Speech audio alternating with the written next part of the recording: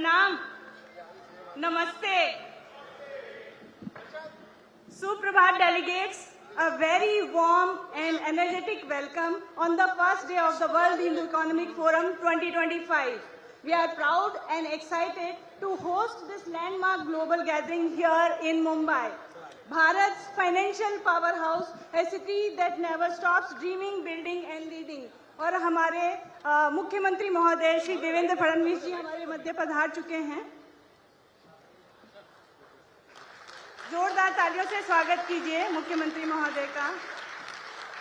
और जैसा कि हम धन्यवाद सर। जैसा कि हम अपना कार्यक्रम एक कलयुगी रिचुअल से प्रारंभ करते हैं, आप सभी से निवेदन है, आजकल हम बहुत शैलो ब्रीदिंग करते हैं। एक गहरी सांस अंदर खींचिए, एक इनहेल एंड एक्सहेल, और अब अपना राइट हाथ लेके अपने अपने मोबाइल निकाल लीजिए प्लीज। सबसे रिक्वेस्ट है, अपने अपने मोबाइल निकाल लीजिए। और हमारे बीच श्री सज्जन जिंदल जी भी पधार चुके हैं मंच पर।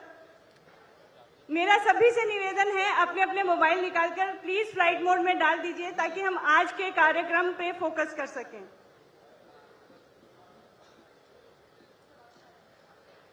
आप में से काफी सारे लोगों को पता होगा, जिनको नहीं पता हो मैं बता दूं, आज 19 दिसंबर है और आज दर्श अमावस्या है, पौष की अमावस्या है। और आज का दिन हमारे पितरों को जो है श्रद्धांजलि देने के लिए बहुत महत्वपूर्ण माना जाता है। हम अपने परिवार और कुटुंब के पितरों को तो घरों में श्रद्धांजलि देते हैं, लेकिन आज हमारा सौभाग्य है कि हम एक साथ मिलकर हमारे उन हिंदू पूर्वजों को श्रद्धांजलि अर्पित कर पाएंगे जिनके कारण आज हमारा अस्तित्व है। To pay tribute to our Hindu ancestors, I now invite Mrs Ashu Tomar and I humbly request all delegates to please stand as we offer this tribute.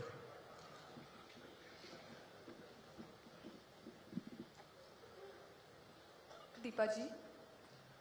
Okay, we offer our deepest pranam to our illustrious Hindu ancestors, rishis, munis, siddha, acharyas, gurus, sadhu, sant, warriors, leaders, farmers, businessmen, artisans, kings, queens, men and women of all ages, who through centuries of unremitting foreign incursions stood as steadfast and unyielding sentinels of dharma.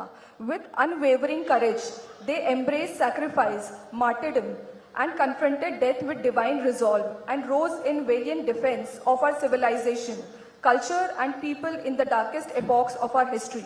It is through their indomitable spirit, steadfast devotion, and supreme sacrifice that the eternal flame of Hindu Dharma was kept alive, so that we, their descendants, may walk today with dignity, identity, pride, and purpose. With hearts full of reverence and gratitude, we bow before them in eternal remembrance. धन्यवाद। इसी के साथ हम आज के कार्यक्रम का प्रारंभ करते हैं दीप प्रज्वलन के साथ। और मैं दीप प्रज्वलन के लिए आमंत्रित कर रही हूँ मंच पर माननीय मुख्यमंत्री महोदय श्री देवेंद्र फडणवीस जी, श्री सज्जन जिंदल जी, श्री सुशील सराफ जी, श्री सुरेश बघेरिया जी और श्री राजेश शर्मा जी।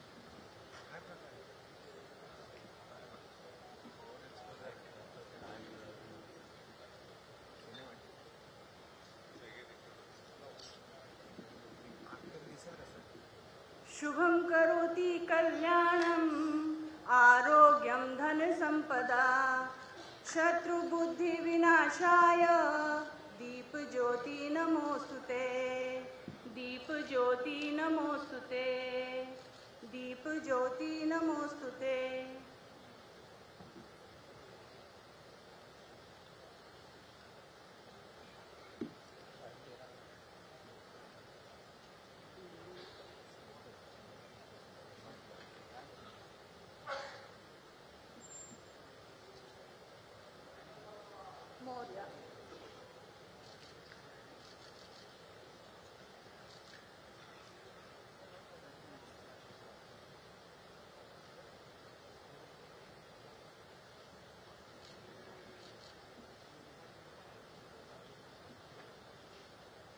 मैं स्वामी विज्ञानानंद जी और श्री शैलेश त्रिवेदी जी से निवेदन करूंगी कि कृपया मंच पर स्थान ग्रहण करें।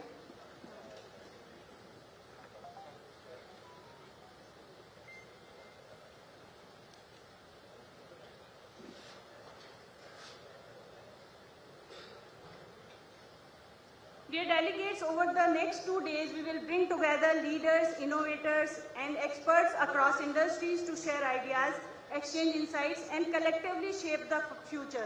The conference will also showcase the WHEF Launchpad, a dedicated platform empowering startups with global visibility and direct access to investors. अब मैं आमंत्रित करती हूँ श्री राजेश शर्मा जी को। He is the founder and managing director of KP Global Capital Limited, a leading NBFC dedicated to lending to underserved communities, a qualified chartered accountant with 25 years of experience in corporate finance, investment banking, and asset financing. His vision is to empower micro and small entrepreneurs, first-time home buyers, and women. Beyond finance, he is a prominent sports investor, owning teams in the Women's Premier League, UAE T20 Cricket League, Pro Kabaddi League and Ultimate Kho-Kho League. Welcome address के लिए आमंत्रित करती हूँ Shri Rajesh Sharma ji.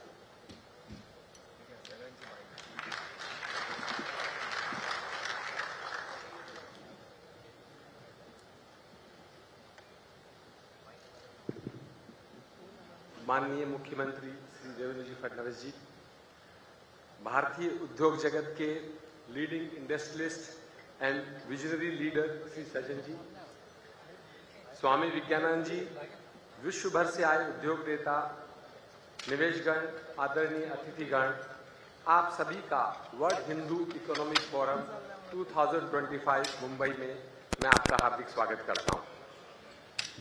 World Hindu Economic Forum का core objective है to bring together all the Hindu economic leaders, professionals, entrepreneurs, industrialists and thinkers so that they can collaborate, they can share the knowledge and increase the overall economic prosperity of global Hindu community.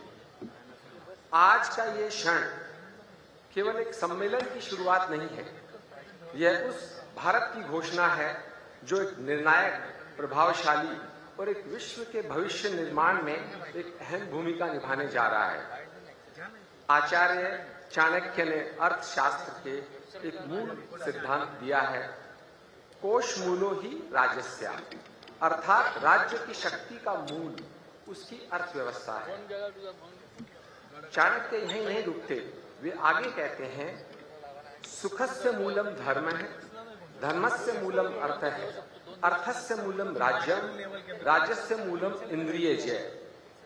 अर्थात सुख का आधार है धर्म पूर्वक आचरण, धर्म का आधार है धन, धन का आधार है राज्य और राज्य का आधार है डिसिप्लिन, गुड गवर्नेंस और सेल्फ कंट्रोल। यही सोच WHEF की बैकबोन है।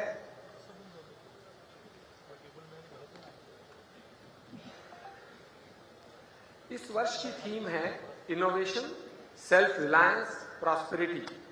आज के इस आर्टिफिशियल इंटेलिजेंस इरा में इनोवेशन के बिना प्रॉस्पेरिटी संभव नहीं है। आज जब दुनिया जियोपॉलिटिकल अनसर्टेनिटी, कैपिटल वॉलेटिलिटी और सप्लाई चेन डिसरप्शन से जूझ रही है, तो Bharat is not reacting on these, but Bharat is redesigning, Bharat is recreating and Bharat is reimagining. आज भारत केवल लो मैन्युफैक्चरिंग का डेस्टिनेशन नहीं है, बल्कि भारत एक ट्रस्टेड ग्लोबल मैन्युफैक्चरिंग पार्टनर और टेक्नोलॉजी ड्रिवन इकोनॉमी बनने जा रहा है। We have moved from make in India to make for the world. यह कोई संजोग नहीं है कि वर्ल्ड हिंदू इकोनॉमिक फोरम का 2025 में मुंबई से फिर से हो रहा है। मुंबई भारत की फाइनेंशियल कैपिटल है और एक एंटरप्रेन्योरियल नर्व सेंटर है। महाराष्ट्र भारत का इंडस्ट्रियल बैकबोन है। यह भारत के एस्पायरेशन, एम्बिशन और एक्सीलरेशन का प्रतीक है। माननीय मुख्यमंत्री श्री देवेंद्र जी फडणवीस, आपके नेतृत्व में महाराष्ट्र आज भारत में इंफ्रास्ट्रक्चर डेवलपमेंट, ग्रामीण विकास और इन्वेस्टर कॉन्फिडेंस का गोल्ड स्टैंडर्ड बन गया है। श्री देवेंद्र जी के नेतृत्व में महाराष्ट्र ने अनेक क्षेत्रों में उल्लेखनीय प्रगति की है, चाहे वह आधारभूत संरचना का विस्तार हो, सशक्त कानून व्यवस्था की स्थापना, पारदर्शी शासन व्यवस्था, ग्रामीण क्षेत्रों का विकास या फिर उद्योग और निवेश को प्रोत्साहन। उनकी दूरदर्शी नीतियों और निर्णायक नेतृत्व ने महाराष्ट्र को देश की सबसे तेजी से उभरती अर्थव्यवस्था में मजबूती से स्थापित किया है। आप सबको जान के प्रसन्नता होगी कि महाराष्ट्र आज सिर्फ विकास ही नहीं कर रहा, बल्कि सन 2030 तक $1 ट्रिलियन इकोनॉमी बनने वाला पहला स्टेट और एक ऐतिहासिक छलांग लगाने जा रहा है। WHE फोरम ने एक पॉलिसी की टीम इस कॉन्फ्रेंस हॉल के बाहर अवेलेबल करवाई है। कोई भी सेक्टर से रिलेटेड किसी को पॉलिसी रिप्रेजेंटेशन का काम ये टीम करेगी। कंसर्न डिपार्टमेंट और मिनिस्ट्री को वो बात पहुंचाई जाएगी और ये सुनिश्चित किया जाएगा कि एक अपॉर्चुनिटी ऑफ बीइंग हर्ड सभी को इस फोरम से भी मिले। आइए हम सब संकल्प लें। We will continue to innovate with courage, build with discipline, scale with responsibility, prosper with society। इसी विश्वास के साथ मैं आप सभी का WHEF 2025 मुंबई में अंतर्मन से स्वागत करता हूं। बहुत बहुत धन्यवाद। जय Shri Ram.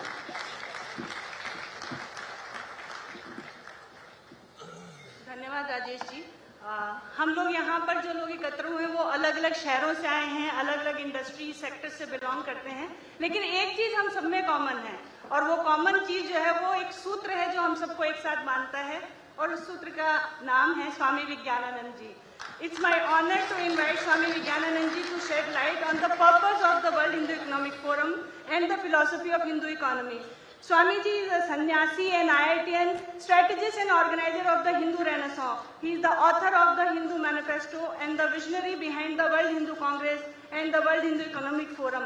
Currently, he serves as the Joint General Secretary of VHP, leading international coordination and driving initiatives for Hindu resurgence worldwide. Swami Ji.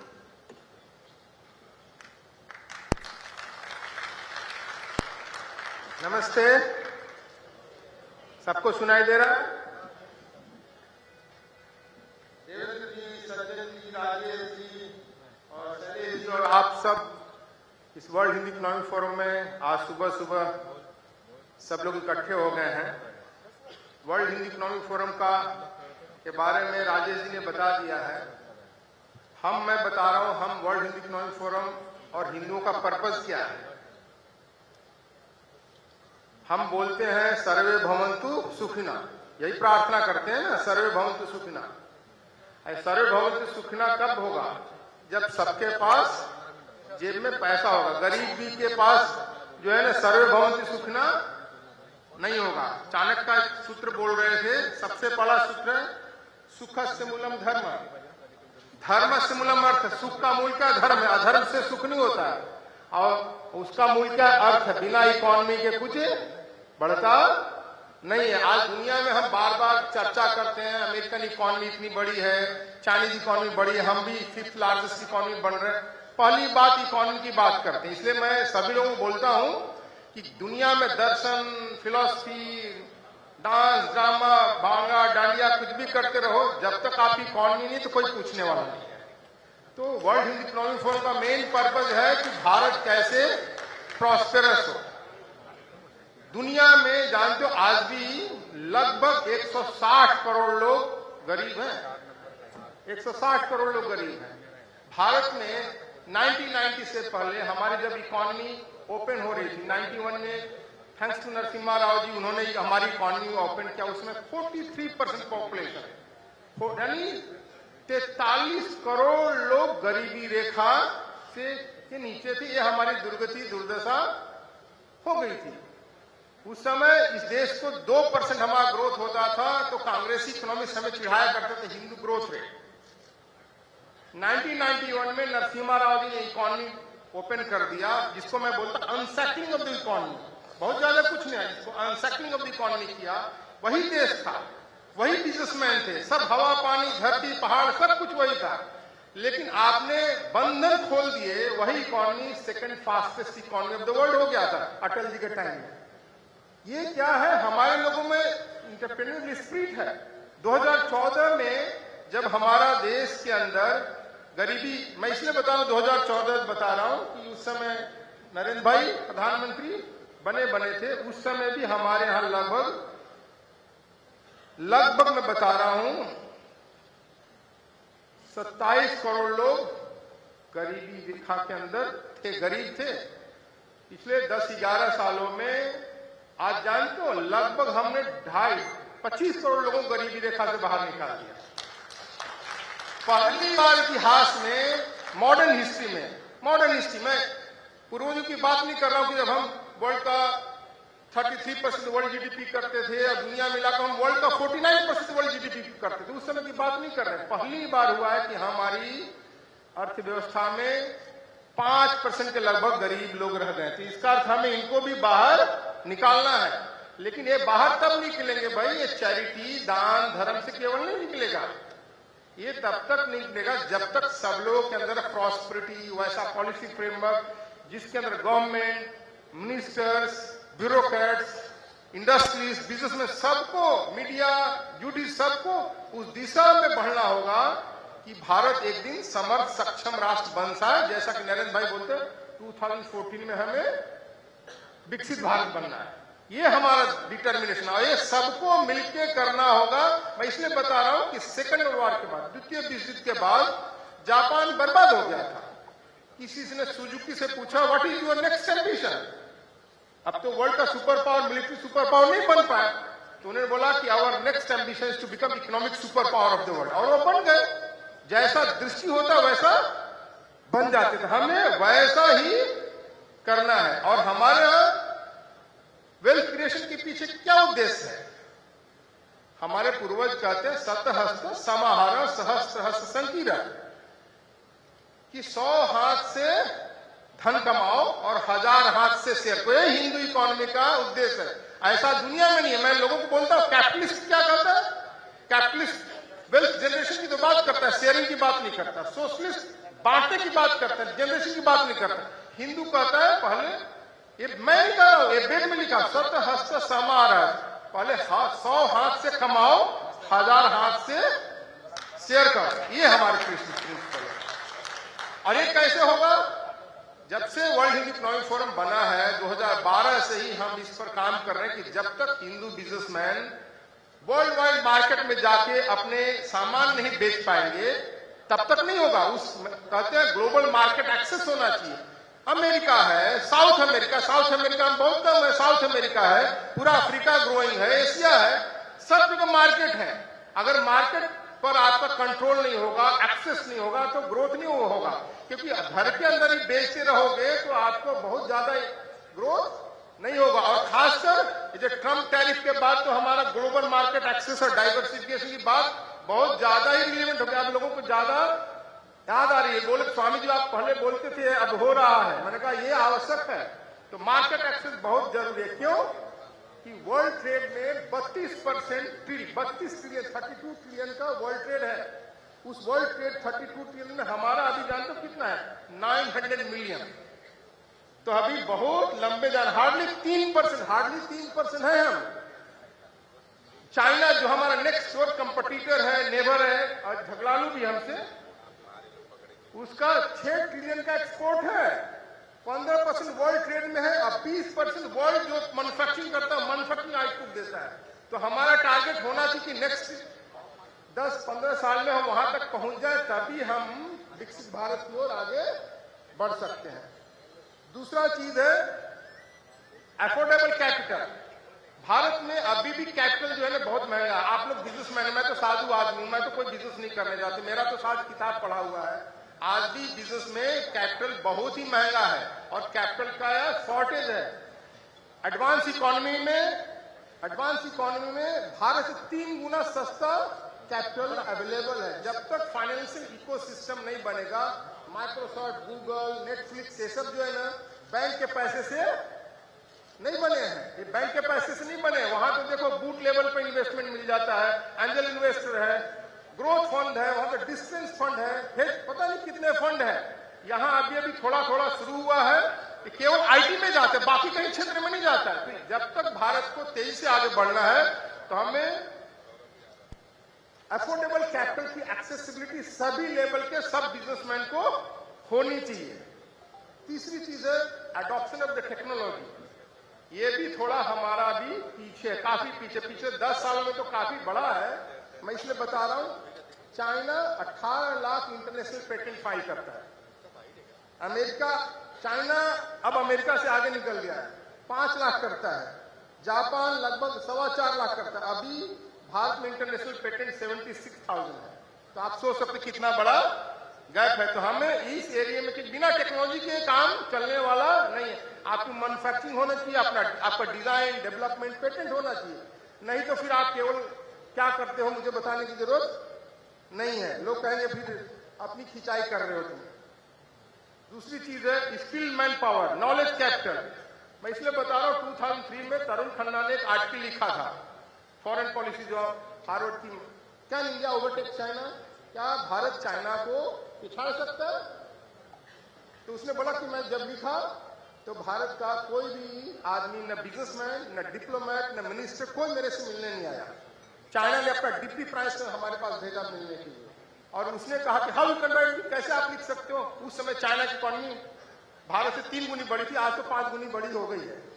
क्या कैसे लिख सकते हो? बोला कि देखो 21st सेंचुरी नॉलेज इकोनॉमी है। नॉलेज इकोनॉमी को आपने इन्वेस्ट नहीं किया, आपने रोड, हाईवे, बिल्डिंग बना दिया, ये 20-30 साल में गिर जाएंगे। नॉलेज इकोनॉमी में भारत इन्वेस्ट किया है। देखो उसके IIT है, IIM है, उसके प्रोडक्ट कैसे दुनिया में डोमिनेट कर रहे हैं। वो गया भाई $100 बिलियन लगभग 8 लाख करोड़ रुपया हर साल अपनी यूनिवर्सिटी को अपग्रेड करने में लगाया। 10 साल में उतना तेजी से आगे बढ़ गए, हमें पछाड़ दिया। अनफॉर्चुनेटली 2013 में IIT की टीम लेकर अनिल काकोडकर जी वहां गए थे कि कैसे उन्होंने अपनी यूनिवर्सिटी को अपग्रेड कर दिया। जिंगुआ यूनिवर्सिटी, जिसका एक यूनिवर्सिटी का बजट हमारे पूरे शिक्षा मंत्रालय के बजट से बड़ा है, तो उन्हें पूछा कि 10 साल आपने इसमें इन्वेस्ट किया है, अभी भी कर रहे हो, क्या उद्देश्य है? तो उसने बोला कि फर्स्ट 10 ईयर, जो पहले 10 साल हम पैसा लगा रहे थे यूनिवर्सिटी को अपग्रेड करने के लिए, इसका उद्देश्य था ऐसे चाइनीज पैदा करना जो चाइना पर शासन कर सके। अब हमारा उद्देश्य कि ऐसे चाइनीज पैदा करना जो दुनिया में शासन कर सके। ये एस्पिरेशन होता है ना, ये ऐसा एस्पिरेशन हमें पैदा करना है, तभी देश आगे बढ़ेगा। हमने इसमें पिछले काफी समय से ज्यादा इन्वेस्टमेंट नहीं किया है। उसका परिणाम क्या हो रहा है? हमारे से नॉलेज कैपिटल बाहर जा रहा है। सारे पढ़े लिखे भी तो जा रहे हैं। 1.8 मिलियन बच्चे विदेश पढ़ने जा रहे हैं। ये देश वो था जहां दुनिया पढ़ने आता था। तो ये ऐसा हमें इस पर काम करना बहुत ही आवश्यक। 40,000 ऐसे लोग जिनके पास $1 मिलियन उससे अधिक, मैंने $100-200 से भी 1000 इन्वेस्टमेंट की कैपिटल देश छोड़ के जा रहे हैं। कहां जा रहे हैं? दुबई जा रहे हैं। भाई दुबई कोई अच्छी जगह है क्या रहने लायक? कोई अच्छी जगह नहीं है, लेकिन जा रहे हैं क्योंकि वहां वैसा माहौल है।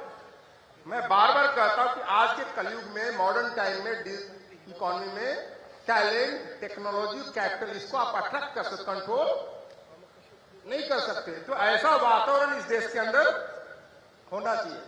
और हम जो एक काम करते हैं कि connecting Hindu businessman across the world. मैं एक उदाहरण अभी देता हूं। मैं अभी अक्टूबर में फिजी में था। हमारे कार्यकर्ता, उसने स्टील प्लांट लगाया।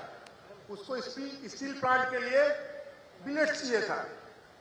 इकोनॉमिक फोरम में उसको एक आदमी मिल गया, भारत से उसको फिजी में सप्लाई कर रहा है, और वो चाइनीज और ऑस्ट्रेलियन, न्यूजीलैंड से वहां पर कंपीट कर रहा है। तो ये काम हमारा काम है। 5वां चीज है प्रमोटिंग यंग एंटरप्रेन्योर। नए लोगों को बिजनेस इंटरप्राइज में प्रमोट नहीं करोगे तो आजकल एक बड़ा फैशन हो गया है कि बिग 4 में नौकरी करना, मल्टीनेशनल में नौकरी करना। और खासकर मैं बता रहा हूं सज्जन जी, ये बिजनेसमैन के परिवारों में भी घुस गया नौकरी करने का। तो इससे देश आगे बढ़ेगा नहीं। और कुछ बड़े सक्सेसफुल बिजनेसमैन के बच्चे क्या करें, इंडस्ट्री मैन्युफैक्चरिंग टेक्नोलॉजी में नहीं जा रहे हैं, वो बाप का कमाए हुआ पैसा इन्वेस्ट कर रहे हैं। तो ये भी, इससे देश हमारा आगे बढ़ने वाला नहीं है। हमें उनको रियल वेल्थ जनरेशन में लगाना होगा। इन सब चीजों पर हम काम करते हैं और सबको मिलकर काम करना है, बहुत इंपॉर्टेंट। मैं टाइम लेना चाहता। एक और चीज जिस पर हमें काम करते हैं और करना है, आपको पता है हिटलर ने 60 लाख यहूदियों को मार दिया था। अभी कुछ दिन पहले बोंडी बीच में भी पाकिस्तानी जो गनर ने लोगों को मार दिया। ऐसा हिटलर ने 60 लाख यहूदियों को मारा, कोई उनके प्रति संवेदना नहीं व्यक्त किया। क्यों? क्योंकि हिटलर ने यहूदियों को मारने से पहले दुनिया भर में यहूदियों को बदनाम कर दिया कि ये बदमाश लोग हैं, खून चूसते हैं, ब्लड सफर है। तो उनके प्रति संवेदना समाज की खत्म हो गई। मैं आपसे पूछ रहा हूं, ये मुंबई में बैठे हुए हो, पिछले साल कितने किसान आत्महत्या किए, किसी को पता है? मैं आपको बता रहा हूं, गूगल सर्च करने की जरूरत नहीं, मुझे पता है। 10,786 किसान आत्महत्या किए थे। नेशनल क्राइम रिपोर्ट ब्यूरो का डेटा है। हम किसान की आत्महत्या नहीं चाहते हैं, सभी हमारे अपने अंग हैं, लेकिन उस पर किसान आत्महत्या होता है तो कितना देश में चर्चा होता है? चर्चा होता है ना। मैं आपसे पूछता हूं कि भारत पिछले साल का, मैं नेशनल क्राइम रिपोर्ट ब्यूरो का डेटा बता रहा हूं, भारत सरकार का, पिछले साल 2022 में 19,000 बिजनेसमैन सुसाइड किए हैं। कोई चर्चा हुआ है क्या? कोई ये चैम्बर एसोसिएशन बड़े बड़े बने हुए हैं, कुछ चर्चा करते हैं? मीडिया भी बहुत ज्यादा चर्चा नहीं करता। और ये डेटा हर साल बढ़ रहा है। 23 का डेटा है, ये 20,148 हो गया है। छोटा डेटा नहीं कि 20,000 बिजनेसमैन सुसाइड कर रहे, कोई चर्चा नहीं हो रहा। क्यों नहीं हो रहा? क्योंकि जिस बॉलीवुड के शहर में आप बैठे हुए हो, ये बॉलीवुड ने बिजनेसमैन को विलेन बनाया है। IIM अहमदाबाद के प्रोफेसर थे, आजकल वो डायरेक्टर हो गए हैं। IIM रोहतक के धीरज शर्मा, उनका रिसर्च 250 सिनेमा इंडस्ट्री, मुंबई के सिनेमा का उन्होंने स्टडी किया। हर 50-50 करके लॉट में क्या लिखते हैं? 62%। मैं एक और डेटा देता हूं देवेंद्र जी के लिए। 68% corrupt politician, 68% corrupt politician in the Bollywood है जे ब्राह्मण सर, इसलिए ब्राह्मण को विलिफाइड किया जाता है। महाराष्ट्र में कुछ ज्यादा ही किया जाता है। और 62% करप्ट बिजनेसमैन इन बॉलीवुड है जे बनिया सर ने। तो ये बॉलीवुड जो आपके पैसे से चलता है, किसका पैसा लगा रहा है? अग्रवाल, माहेश्वरी, पंजाबी, कपूर, क्या जो लोग, मैं सबको जानता नहीं, सिंधी, इन लोगों का पैसा लगा हुआ है। और आपके पैसे से बॉलीवुड चलता है, आपका जड़ खोद रहा है और आप ताली बजा रहे हो। ये दुर्भाग्यपूर्ण स्थिति है। मैं बता रहा हूं कि इसी तरीके से इतने बड़ी संख्या में ऐसा क्यों हो रहा है? क्योंकि हमारे देश में बिजनेसमैन के प्रति, ऑर्डिनरी बिजनेसमैन के प्रति रिस्पेक्ट खत्म हो गया। ये वो सारा चीज हो, जब तक, मैं बार बार कहता हूं कि जब तक बिजनेसमैन को रेस्पेक्ट नहीं दोगे, वेल्थ क्रिएट को रेस्पेक्ट नहीं मिलेगा, तो क्यों इतना मेहनत करेगा? बिजनेस करना इतना सरल काम नहीं है। पैसा कमाना इतना सरल काम नहीं है। वो पैसा आकाश से टपकता नहीं है। जिन्होंने शुरू करके बिजनेस खड़े किए, उनसे पूछो कितना मेहनत लगता है। तो वर्ल्ड हिंदू इकोनॉमिक फोरम इन्हीं 5-6 चीजों पर काम करता है। अल्टीमेट उद्देश्य है कि हिंदू समाज समृद्ध हो, भारत मजबूत बने, समृद्ध पड़े। नमस्ते।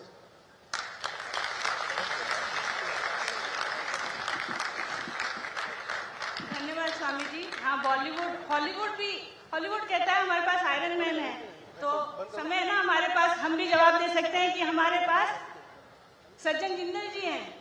जवाब हमारे पास, तो हमारे जो बिजनेसमैन हैं वो हमारे हीरो हैं। We have to project them like they are the true heroes, क्योंकि वो इकोनॉमी रन कर रहे हैं। 2047 के विकसित भारत के लक्ष्य में मैन्युफैक्चरिंग जो है वो एक बहुत बड़ा रोल, अहम भूमिका निभाने वाला है। और मैन्युफैक्चरिंग इंडस्ट्री का क्या भूमिका होनी चाहिए, वही जानने के लिए मैं आमंत्रित करती हूँ Shri Sajjan Jindal ji, chairman JSW group. Under his visionary leadership, the JSW Group has grown into a global powerhouse with a strong presence across steel, energy, infrastructure, and sports. His commitment to innovation, sustainability, and nation building has made JSW one of Bharat's most admired business group. Please join me in giving a warm round of applause to Sajjan Jindal ji.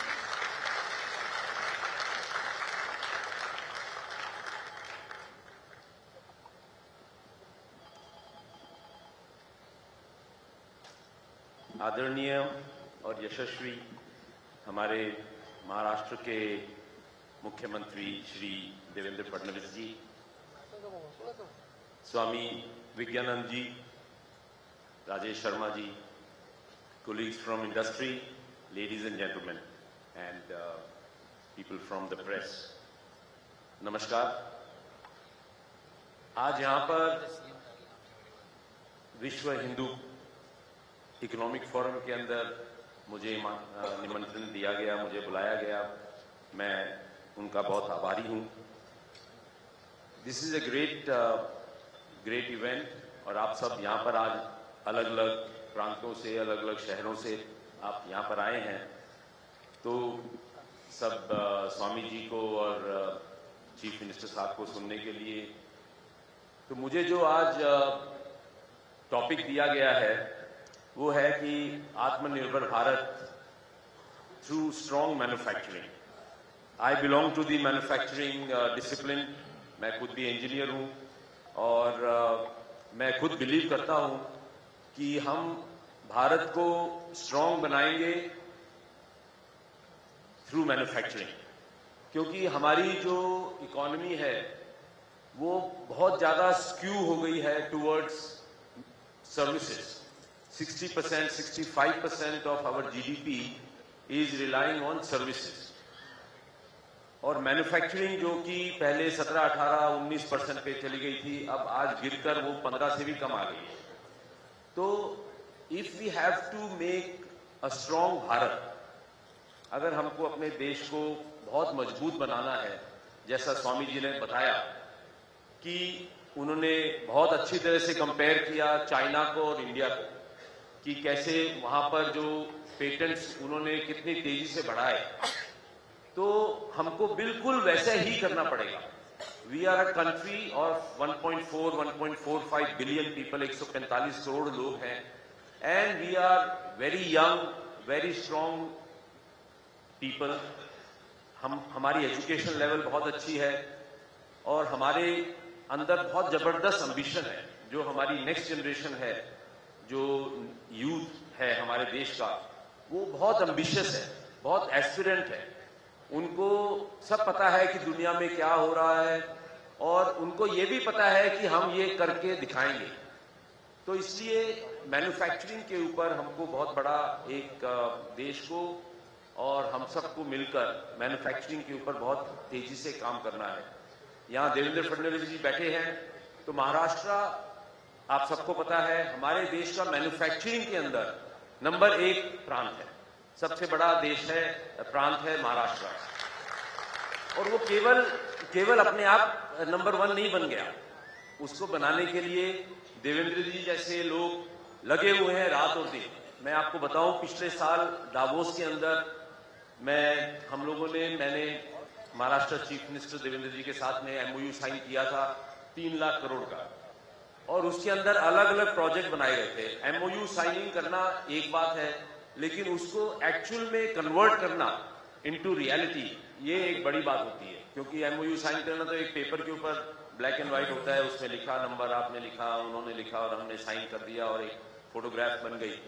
लेकिन उसको actually execute करना, हम लोगों ने करीब 3-4 industry के ऊपर MOU sign किया था।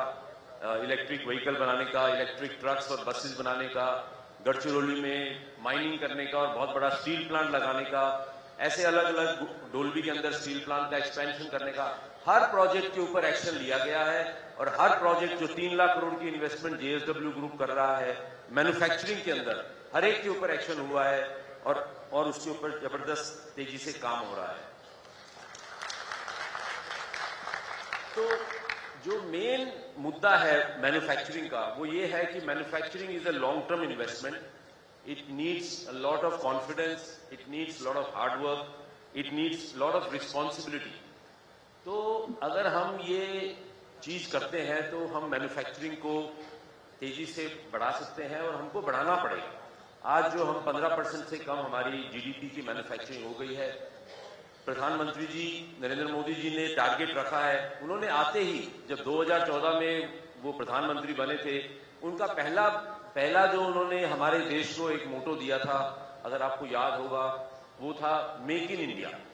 आत्मनिर्भर भारत कहने से पहले उन्होंने मेक इन इंडिया कहा था और एक शेर का एक बहुत बड़ा मैन्युफैक्चरिंग में उन्होंने एक एम्बलम बना था जिसमें इंडिया एज ए टाइगर दिखाया गया था और मैन्युफैक्चरिंग का उन्होंने दिया था। फिर उसके बाद आत्मनिर्भर भारत, फिर उन्होंने कहा कि डिफेंस के अंदर जो आज हमको हमारा देश डिफेंस में पूरा इंपोर्ट पे डिपेंडेंट था, उन्होंने उसको लिबरलाइज किया, प्राइवेट सेक्टर को अलाउ किया कि डिफेंस के अंदर आप आके बनाइए। और आज कम से कम 20 कंपनियां, मे बी 40 कंपनियां देश के अंदर छोटे से लेके बड़े आइटम तक बनाने का काम कर रही है। पहले ये केवल पब्लिक सेक्टर में होता था, अब आज की तारीख में ये प्राइवेट सेक्टर के आने से ये मल्टीप्लाई हो गया है डिफेंस के अंदर मैन्युफैक्चरिंग। इसी तरह से जो आईटी है, आईटी सेक्टर, आज हमारा हर चीज इंपोर्ट हो रहा है। आप देखें तो चाहे कोरियन कंपनी है, जापानीज कंपनी है या जर्मन कंपनीज हैं, वो सब यहाँ पर हमारा, और चाइनीज कंपनी है, ये सारा इलेक्ट्रॉनिक्स और white goods, Samsung, LG, Sony या फिर चाइनीज कंपनीज, हायर या जो भी है, वो सब आज हमारे देश में इंपोर्ट हो रहा है। तो प्रधानमंत्री जी ने इसके ऊपर भी बहुत ध्यान दिया कि हमको ये हर चीज हमको आत्मनिर्भर करनी है और हमको अपना आइटम्स हर चीज यहाँ अपने देश में बनानी है। मुझे याद है एक बार मैं प्रधानमंत्री जी के साथ बैठा था, गपशप कर रहे थे हम लोग बैठ के, उन्होंने मुझे बताया वो उस समय चाइना से वापस आए थे। तो ये गलवान से पहले की बात है, फर्स्ट टर्म में। तो जब हमारे रिश्ते चाइना के साथ अच्छे थे, तो प्रधानमंत्री जी ने मुझे कहा कि चाइना और भारत 1000 साल पहले, स्वामी जी, 1000 साल पहले 55% of the world economy was in these two countries. 33% China थी और 22% हिंदुस्तान की थी 1000 साल पहले। फिर बाद में वो कैसे हमारा हिंदुस्तान और चाइना कैसे खत्म हुआ, वो एक हिस्ट्री है, उसके लिए बहुत समय चाहिए। लेकिन उन्होंने पूरा मुझे समझाया, पूरा, फिर मैंने उसके ऊपर रिसर्च किया, पूरा पढ़ाई की कि कैसे हुआ। तो सिस्टमैटिकली दोनों देशों को वेस्ट ने खत्म किया और हमारी इकोनॉमी जो आज स्वामी जी ने जैसे बताया 3% 4% पे हम आ गए हैं वर्ल्ड की इकोनॉमी का, वो भी अब आए हैं। पहले तो पिछले 10 साल के पहले अगर देखेंगे तो 1.5% 2% थी, अब हम 3-4% पे पहुंच गए हैं हमारी इकोनॉमिक साइज। तो ये केवल वेस्ट ने खत्म किया सिस्टमैटिकली। अब दोनों देश, चाइना बहुत तेजी से तरक्की कर गया। 20 साल पहले या 22 साल पहले मैं जेएसडब्ल्यू स्टील से चाइना को बहुत स्टील एक्सपोर्ट करता था और वो स्टील की कैपेसिटी को बढ़ा रहे थे और जेएसडब्ल्यू स्टील से और इंडिया से काफी स्टील चाइना को एक्सपोर्ट होता था। उसके बाद जैसे ही आंख खुली, एक दिन 4-5 साल के बाद पता चला कि चाइना तो दुनिया का सबसे बड़ा स्टील प्रोड्यूसर बन गया है। आज उनके पास 1.5 बिलियन टन की कैपेसिटी है चाइना में स्टील बनाने की। 1 बिलियन टन स्टील बनाते हैं, मतलब 1000 मिलियन टन। और इंडिया अब जाके हम लोग 170 मिलियन पे पहुंचे हैं, जो दुनिया का नंबर 2 देश स्टील में बना है। तो ऐसे हम अगर मैन्युफैक्चरिंग करेंगे तो हमारा टारगेट है 300 मिलियन करने का, लेकिन प्रधानमंत्री जी ने मुझे कहा कि हमको 500 मिलियन टन स्टील बनाना है, 300 पे रुकना नहीं है। हम लोग चाइना से कम नहीं है, हमको हर चीज हमारे को आत्मनिर्भर करना है और हमको दुनिया के लिए बनाना है। तो इंडिया से हमारी मैन्युफैक्चरिंग हमको दुनिया से करनी है।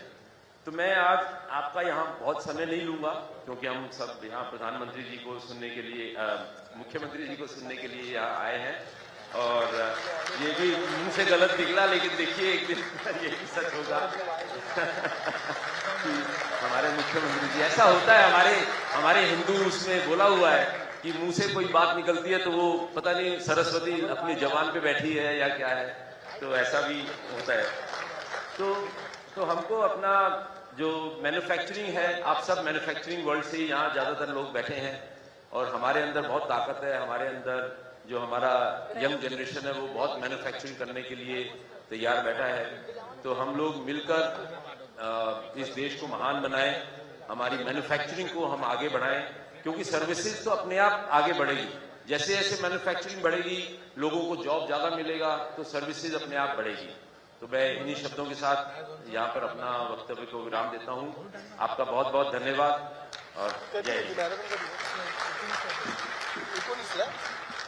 धन्यवाद सज्जन जी।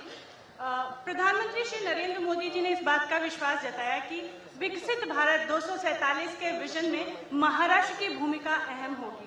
महाराष्ट्र देश के आर्थिक विकास का इंजन बनेगा और $1 ट्रिलियन की अर्थव्यवस्था वाला देश का पहला राज्य होगा।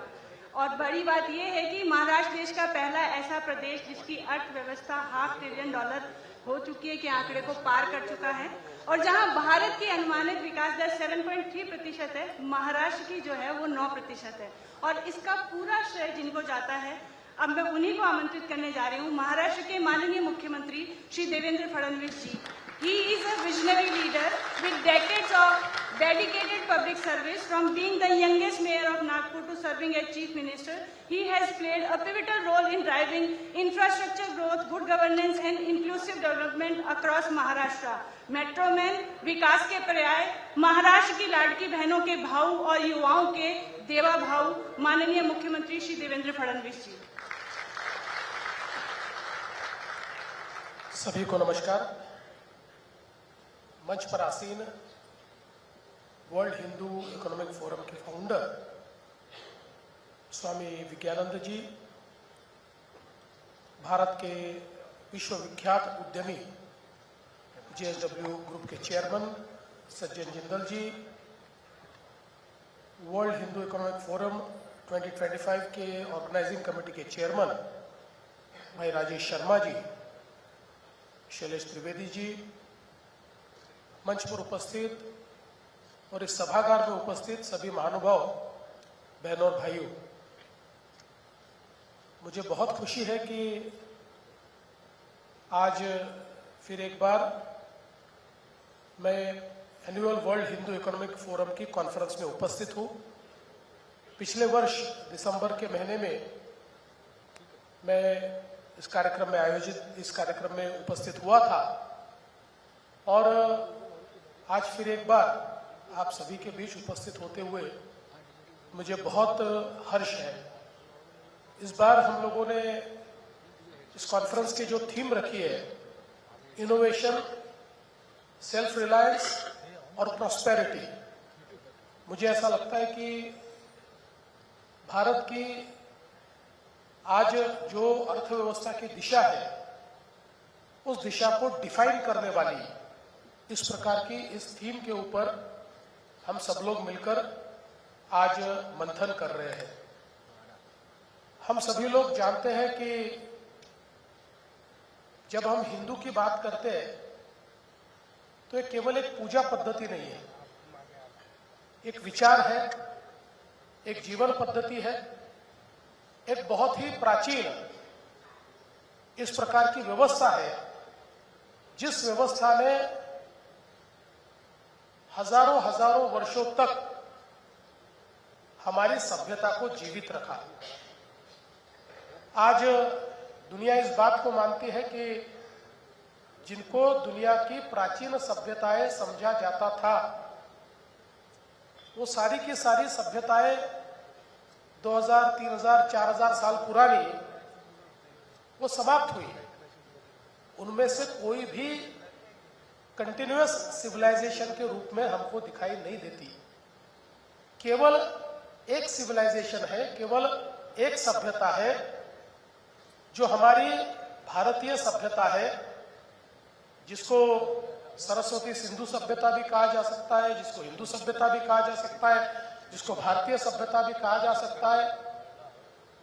ये दुनिया की एकमात्र ऐसी सभ्यता है जो हजारों साल से कंटिन्यूअस सिविलाइजेशन के रूप में, जिसमें कोई ब्रेक नहीं है, इस प्रकार की सिविलाइजेशन के रूप में आज स्थापित हुई है। और जब हम लोग छोटे थे तो हमारी समृद्धि की कहानियां सुनते थे, हमारे संस्कृति की जो उच्चतम मूल्यों पर आधारित हमारी संस्कृति है, उसका जो अभ्युदय था उसकी कहानियां सुनते थे तो बड़ा अच्छा लगता था। थोड़े बड़े होने लगे तो एक प्रकार से हर चीज को प्रश्न पूछा जाता है, और जब प्रश्न पूछा जाने लगा तो कुछ कंफ्यूजन भी लोगों के मन में तैयार हुआ कि क्या यह सच था या केवल कहानियां थी। लेकिन आज हम जिस प्राइड की बात करते हैं अब वो एविडेंस बेस्ड प्राइड है, क्योंकि आज जब दुनिया में अलग अलग प्रकार से, विशेष रूप से भारत में एक्सकेवेशंस हुए, कार्बन डेटिंग हुआ, उसके बाद बहुत बड़े पैमाने पर अलग अलग प्रकार के एविडेंसेस सामने आए, तो ध्यान में आया कि जिस समय आज का आधुनिक यूरोप ये स्टोन एज में था, उस समय भी हमारी भारतीय संस्कृति और भारतीय सभ्यता पूरे विकसित स्वरूप में दुनिया में अस्तित्व में थी। और हम लोग अगर सही मायने में आज आर्कियोलॉजिकल एविडेंस भी देखें तब भी 10,000 साल पहले भी हम लोग पूर्ण विकसित रूप में एक सभ्यता के रूप में बसे हुए पाए जाते हैं। और मुझे लगता है इसके कारण अब हमारा प्राइड ये कथा कहानियों का प्राइड नहीं है, अब हमारा प्राइड एविडेंस बेस्ड प्राइड है कि हाँ हम थे, लेकिन हम सिर्फ थे, इसमें बहुत दिनों तक जिया नहीं जा सकता। हम सभी लोग जानते हैं कि जो एक हमारा पुराना पुण्य होता है उसके भरोसे जिंदगी नहीं कटती।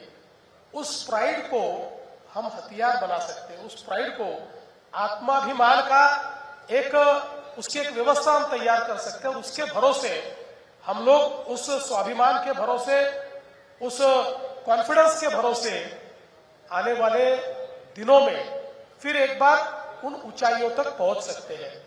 जैसे सभी ने यहां पर बताया कि धर्म का मूल ये अर्थ है, ऐसा जो चाणक्य ने लिखकर रखा है।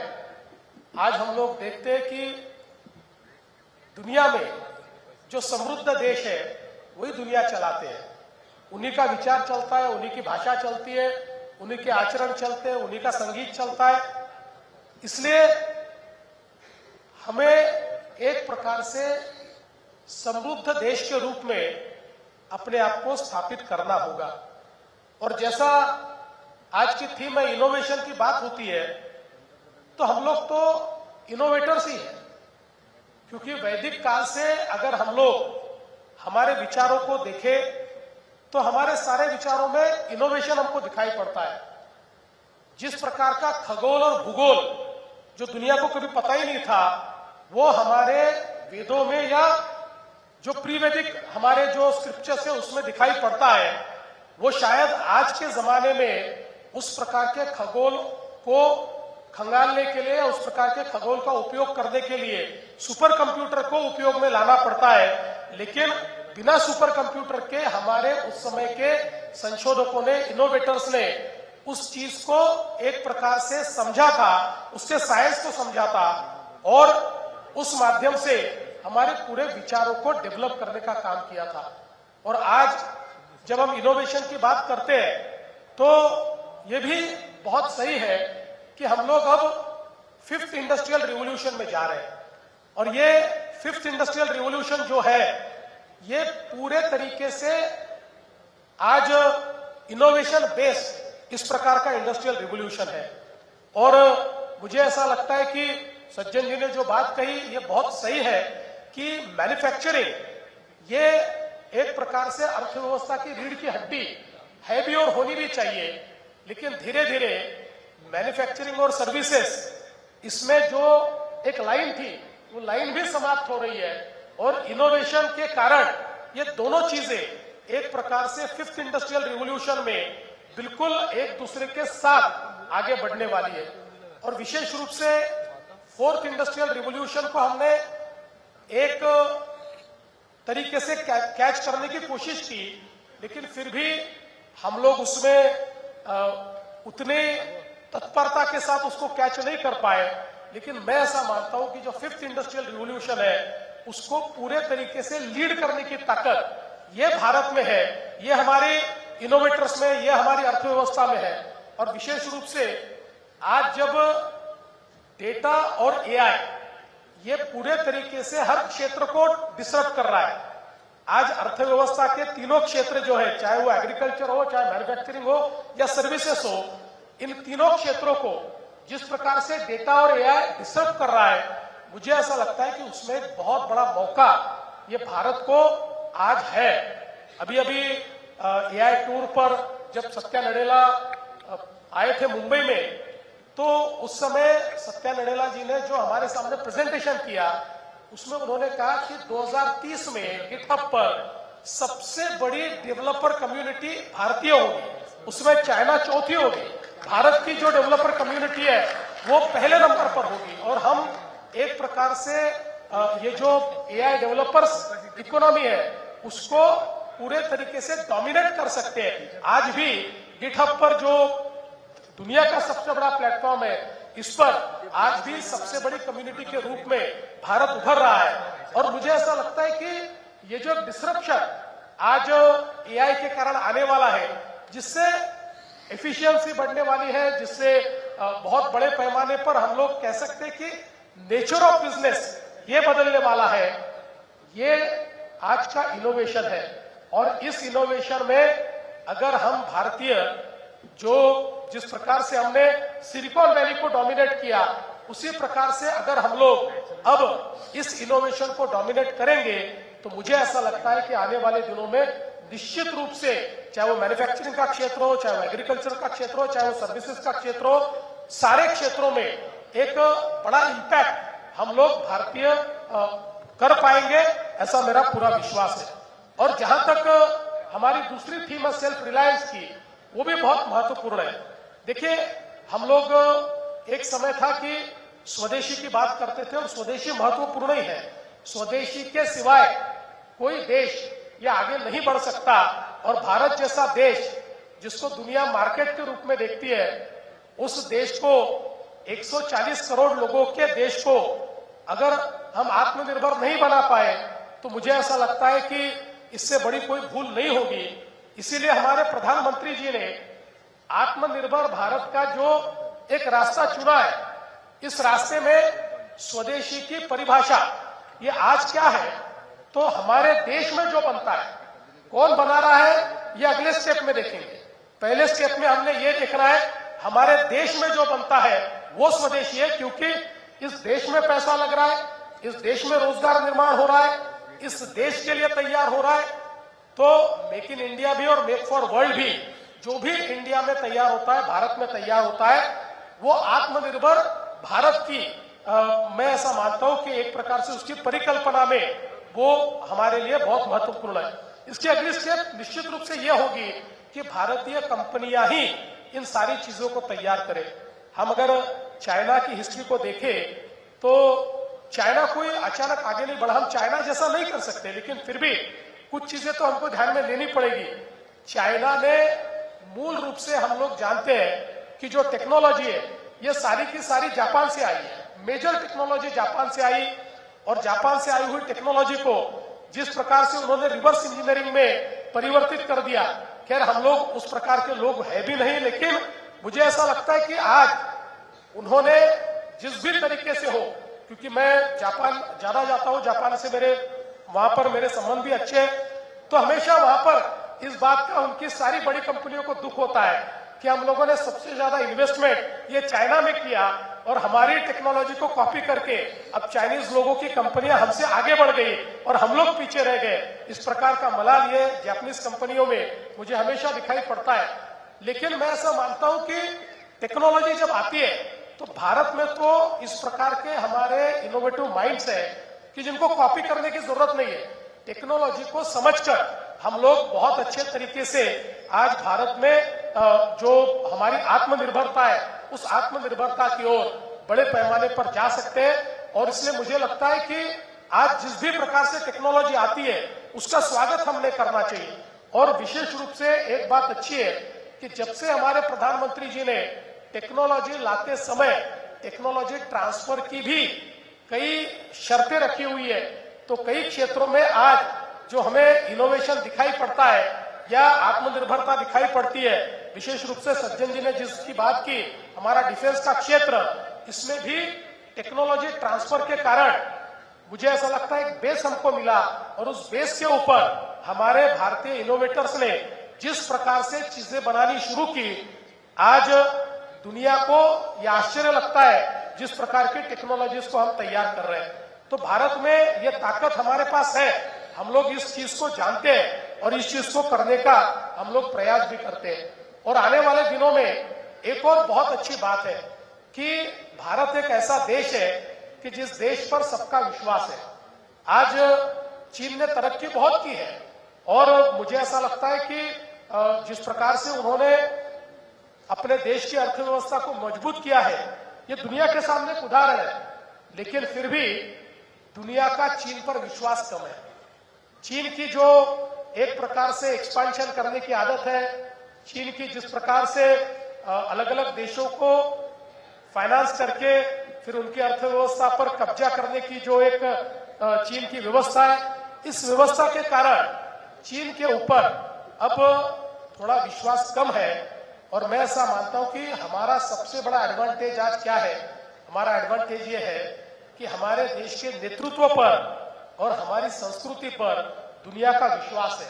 दुनिया को ये पता है कि ये को एग्जिस्टेंस वाले लोग हैं, ये जो लोग हैं ये वसुधैव कुटुंबकम वाले लोग हैं, ये सर्वेदपि सुखिनः सन्तु वाले लोग हैं। इसलिए दुनिया को जब भारत उस देश में जाता है तो उनको डर नहीं लगता, भारत के नेतृत्व से डर नहीं लगता। उनको लगता है कि नेतृत्व हमारी प्रॉस्पेरिटी के लिए आया है, ये हमारे साथ काम करने के लिए आया है। और इसलिए अब सबसे बड़ा अवसर भारत के लिए क्या है? तो नेक्स्ट वेव कौन सी है? नेक्स्ट वेव अफ्रीका है। अब 2035 के बाद, 2040 के बाद ये जो डेमोग्राफिक एडवांटेज है, ये सारा जो डेमोग्राफिक एडवांटेज भारत को है, अब ये अफ्रीका की ओर धीरे धीरे जाएगा। और ये जो नेक्स्ट वेव है अफ्रीका की, उस समय अफ्रीका के साथ जो को क्रिएट करेगा, जो को डेवलप करेगा, जो को मैन्युफैक्चर करेगा, वही दुनिया की अर्थव्यवस्था को एक प्रकार से संचालित करने का काम करेगा। और मुझे इस बात की खुशी है कि भारत के और कई अफ्रीकन देशों के बहुत पुराने रिश्ते रहे। आज अफ्रीकन कंट्रीज के लोग जब हमको भी मिलने आते हैं, उनके जो राजनेता मिलने आते हैं, भारत के प्रति उनके मन में एक बहुत बड़ी संवेदना है। उनको लगता है कि ये हमारे लोग हैं। और विशेष रूप से हमारे प्रधानमंत्री श्री नरेंद्र मोदी जी ने जिस प्रकार से अफ्रीका के साथ संबंध तैयार किए हैं, अफ्रीकन कंट्रीज आज नरेंद्र मोदी जी को अपना नेता मानती है।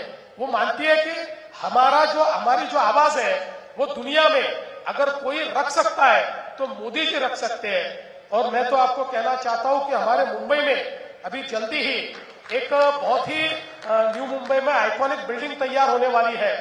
54 फ्लोर की बिल्डिंग है। हर एक फ्लोर पर एक अफ्रीकन कंट्री होगी। ऐसी 54 अफ्रीकन कंट्रीज को होस्ट करने वाला एक बहुत ही महत्वपूर्ण इस प्रकार की बिल्डिंग ये हमारी नई मुंबई में बनने वाली है। मैं ऐसा मानता हूं कि आज भारत के जितने उद्यमी हैं, ये सारे उद्यमियों ने अफ्रीका को अब एक प्रकार से अपना नेक्स्ट टारगेट के रूप में या अपने नेक्स्ट क्रिएशन के रूप में देखना चाहिए। आज अफ्रीका भी ओपन हो रहा है। अफ्रीका में भले ही जो एक हमारी ऑर्डर होती है, उस ऑर्डर में शायद वहां के देश अभी नहीं है, वो धीरे धीरे आ रहे हैं, क्योंकि एक बड़ी लड़ाई लड़कर एक एक देश वहां पर खड़ा हो रहा है। लेकिन उनके मन में भी भारत के प्रति एक बहुत बड़ी संवेदना है। और आज अमेरिका और रशिया ने दुनिया को रूल किया क्योंकि सबसे ज्यादा संसाधन उनके पास है। दुनिया के संसाधन इन देशों के पास है, लेकिन इन सब देशों से ज्यादा संसाधन आज अगर किसी के पास है तो अफ्रीका के पास है। रेयर अर्थ अफ्रीका के पास है, ऑयल अफ्रीका के पास है, गैस अफ्रीका के पास है। जो चीजें, जो नई अर्थव्यवस्था, फ्रंटियर टेक्नोलॉजीज के लिए, फ्रंटियर टेक्नोलॉजीज के हार्डवेयर के लिए जो चीजें आवश्यक है, ये सारी चीजें अफ्रीका के पास है। और अगर ये चीजें अफ्रीका में तैयार होना शुरू हो जाए तो आज जो लोग दुनिया की अर्थव्यवस्था को जकड़ के बैठे हैं, उनकी जकड़ से दुनिया की अर्थव्यवस्था छूटेगी और एक नई इकोनॉमिक ऑर्डर पूरी दुनिया में हम लोग तैयार कर पाएंगे और इस इकोनॉमिक ऑर्डर का नेतृत्व ये भारत कर पाएगा। इस प्रकार की एक संभावना आने वाले दिनों में हम सभी को दिखाई पड़ती है। इसलिए मुझे ऐसा लगता है कि जो हमारे प्रधानमंत्री जी की एक नीति है, अफ्रीका के साथ जो आज उन्होंने संबंध तैयार किए, जिस प्रकार से एक एक छोटे से छोटे देश में जाकर वो कार्य करते हैं। मैं आपको एक उदाहरण दूंगा, पापुआ न्यू गिनिया, जहां पर एक बड़ा हम लोगों ने सीन देखा कि हमारे जो प्रधानमंत्री जी वहां गए तो वहां के प्रधानमंत्री जी ने उनके पैर छुए। ये देश इतना समृद्ध देश है। अभी उनका एक डेलीगेशन मेरे पास आया था, उस डेलीगेशन ने मुझे कहा कि हमारे यहाँ पर कुछ गैस फील्ड्स है, बहुत ज्यादा गैस हमारे पास है, लेकिन अभी तक जो हमारी गैस फील्ड्स है वो सारी ऑस्ट्रेलिया चला रहा है और ऑस्ट्रेलिया हम लोगों को बराबरी की ट्रीटमेंट नहीं देता। एक प्रकार से उपनिवेशवाद की ट्रीटमेंट हमको वहां से मिलती है, इसलिए अब हम लोग उनको देना नहीं चाहते। चाइना आना चाहती है लेकिन हम चाइना को आने नहीं देना चाहते। इसलिए हम चाहते हैं कि भारत आए और भारत हमारे यहाँ पर ये सारा का सारा गैस का एक्सप्लोरेशन करे और गैस ले जाए। तो देखिए, ये जो कॉन्फिडेंस है, ये कॉन्फिडेंस कहां से आया? ये हमारे हिंदू इथोस के कारण आया, ये हमारे संस्कारों के कारण आया, ये हमारी संस्कृति के कारण आया। हमारा जो इतिहास है, जिस इतिहास में हमने कभी आक्रमण नहीं किया, हमने दुनिया को विचारों से जीता। हमारे यहाँ पर जो बुद्ध तत्वज्ञान है, इस तत्वज्ञान ने पूरी साउथ ईस्ट एशिया को जीता, लेकिन कहीं पर भी तलवार नहीं चली, कहीं पर भी आक्रमण नहीं हुआ। तो केवल विचारों के भरोसे दुनिया को जीतने वाले हम लोग हैं। इसीलिए दुनिया का हम पर विश्वास है और मैं ऐसा मानता हूं कि जब हम आज वर्ल्ड हिंदू इकोनॉमिक फोरम में यहां पर है तो ये सारे डॉट्स को जोड़ने का काम ये फोरम कर सकता है। ये सारे डॉट्स को जोड़कर हम लोग, इतना बड़ा हमारा बृहद समाज है, इतने बड़े हमारे डायस्पोरा के लोग हैं, इतने बड़े बड़े पैमाने पर अलग अलग क्षेत्र में लोग काम कर रहे हैं और हमारे यहाँ आज सज्जन जी जैसे लोग हैं कि जिन्होंने केवल भारत में तो एक वैश्विक उद्यमी के रूप में आज एक अपनी जगह बनाई है। इन सबको अगर हम जोड़ने का काम करें तो मुझे ऐसा लगता है कि जो प्रॉस्पेरिटी की हम लोग बात करते हैं, दुनिया में या दुनिया के ट्रेड में 20% तक पहुंचने का जो हमारा सपना है, उस सपने को हम निश्चित रूप से पूरा कर सकते हैं। और मैं ऐसा मानता हूं उसके लिए विचारों की प्रतिबद्धता, हमारे जो वैश्विक मूल्य है वो हमारे वैश्विक मूल्य, हमारे हिंदू मूल्य, इन मूल्यों का संवर्धन करते हुए जब हम लोग आगे बढ़ेंगे तो मेरा विश्वास है हमें कोई रोक नहीं सकता। मैं आज के इस मौके पर हमारे वर्ल्ड हिंदू इकोनॉमिक फोरम का बहुत बहुत धन्यवाद करता हूं। इसी प्रकार से आप ये सारा कार्य करते रहे, डॉट्स को जोड़ते रहे और जब तक हमारा भारत फिर विश्व गुरु के स्थान पर नहीं पहुंचता तब तक हम लोग शांत नहीं बैठेंगे। इस संकल्प के साथ बहुत बहुत धन्यवाद। जय हिंद, जय महाराष्ट्र।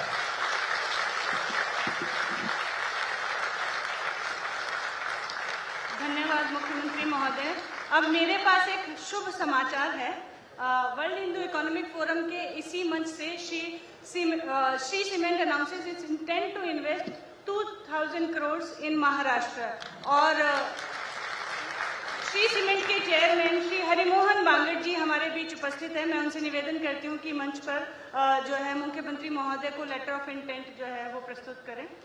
श्री हरिमोहन बांगड़ जी, आप लोग जब एंटर कर रहे होंगे तब आपने देखा होगा कि गेट पर जो है सेठ मगनी राम जी बांगड़ का जो है एक बैनर लगा हुआ है। आप जो है वो श्री हरिमोहन बांगड़ जी के परदादा जी हैं और बांगड़ परिवार जो है पीढ़ियों से जो है समाज और देश की सेवा में लगा हुआ है। आपने the proposed investment include a cement manufacturing unit, green energy initiative and allied infrastructure projects reinforcing Maharashtra growth and sustainability goals. देश विदेशातील प्रत्येक घडामोडींचे लाईव्ह अपडेट मिळवण्यासाठी आता साम टीव्हीच्या सर्व सोशल मीडिया प्लॅटफॉर्मला लाईक, फॉलो आणि सबस्क्राइब करा। तसंच सर्व नोटिफिकेशनसाठी बेल आयकॉन प्रेस करायला विसरू नका।